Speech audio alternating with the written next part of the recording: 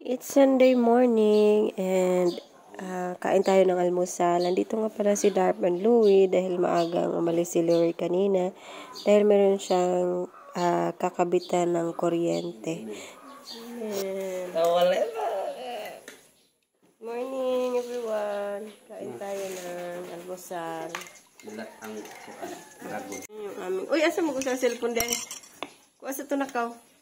Ulam.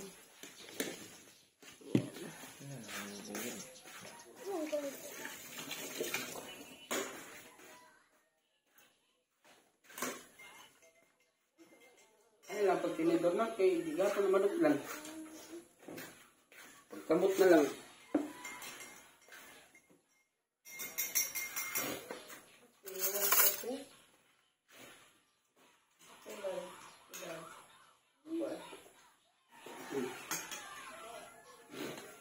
Tapos nila lang. Gatas mo. Ayo. Ha?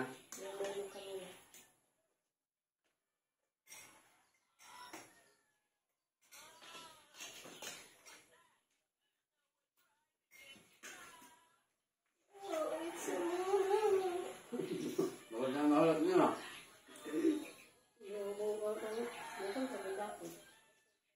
Bili lang na, nagkanod to. Gabi pa na nunod ka? Hindi ang diyan mo. Ang sili na muna na itong gabi eh. Yung papa, yung nakaw.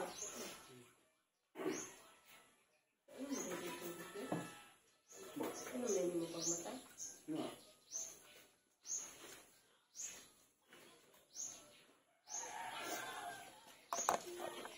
Dahil ba?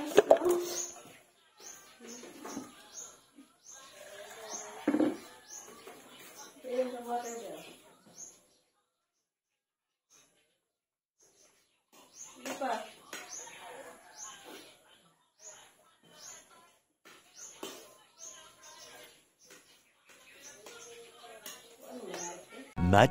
Much later.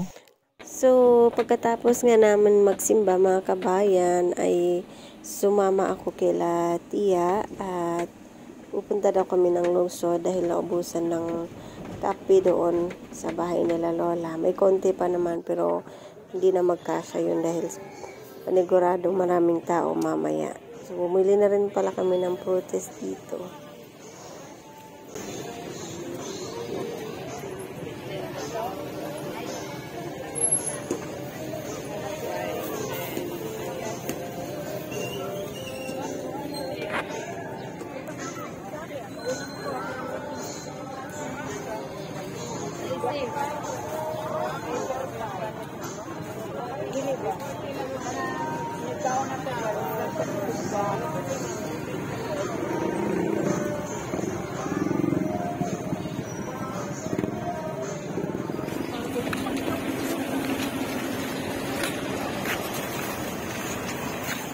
Pauwi na nga kami mga kabayan, ay share ko lang sa inyo yung bakit ako napunta kila Tia.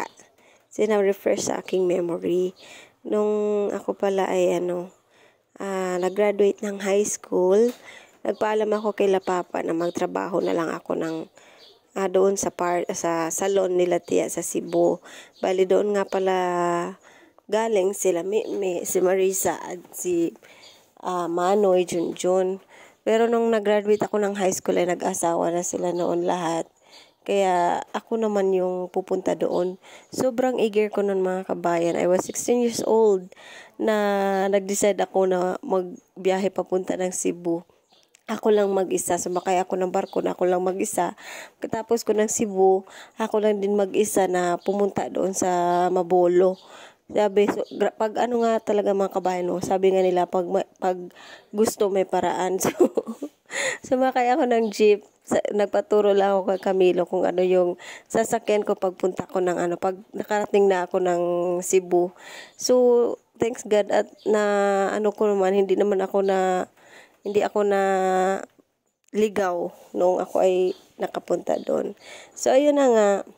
Kaya ako laging nakabuntot ngayon kay Tia dahil ako ay dalaga. Ganito na talaga parang nakasanayan na lagi akong nakabuntot sa kanila ni Ate Marites. Pag nag-grocery kami, ganyan, pinasama niya ako lagi. Tapos pag sa umaga, ganyan, sumasama kami. Yung pinsan kong isa, yung anak ni Auntie Abet, kaming dalawa yung sinasama ni Tia pag nag-grocery. Parang na-recall lang din sa isip ko ngayon. Lagi ako nakabuntot sa kanila.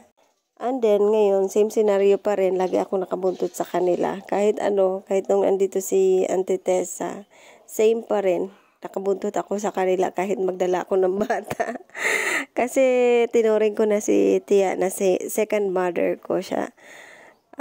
Matagal-tagal din kasi ako doon sa kanila. Doon na na-develop yung pagmamature ng isip ko ba doon sa kanila. Mga experiences, mga advices. Marami din akong natutunan doon kay Tia. Kaya na, parang pag umuwi ako dito sa Bohol, namimiss ko siya.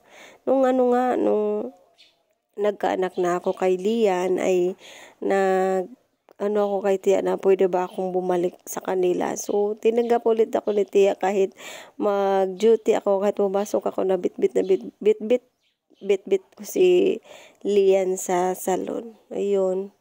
Yan, tayo. So, noon nga, nung dalaga pa ako, lagi kami magkasama pag mag-grocery, ganyan. Tapos pag may lakad si Tia, sinasama niya kami kasama nung isa ko pang pinsan, yung anak ni Auntie Abet. At rin pala ako doon sa kanila, working student, kumbaga, ganyan ba. Si Tia yung nagbibigay sa akin ng allowance. Isang araw lang akong pumapasok sa salon dahil Monday to Saturday yung pasok ko sa eskwelahan. Tapos pag Sunday, ayun, pumapasok ako. Tapos binibigyan niya kami ng allowance kasama nung aking isang pinsan ng anak ni Auntie Abet. Doon kami sa kanila nagstay nung nag-aral din yun ng college. So ayun, masarap balik-balikan. Kung pwede nga lang sana bumalik ulit ako sa kanila doon ngayon, pero complicated na kasi dalawa na yung aking anak to. Yun nga, nagbiruan kami ni Loloy pag nakapag-ipon-ipon kami, magbabakasyon kami doon sa Cebu. Wala lang, pag plano lang. So, ayun na nga, napahaba yung aking kwentuhan. And thank you, mataas pa sana yung aking ikikwento, pero sa susunod na lang ulit. So, ayun, thank you again for listening and for watching and supporting our channel. God bless us all, everyone. Bye-bye!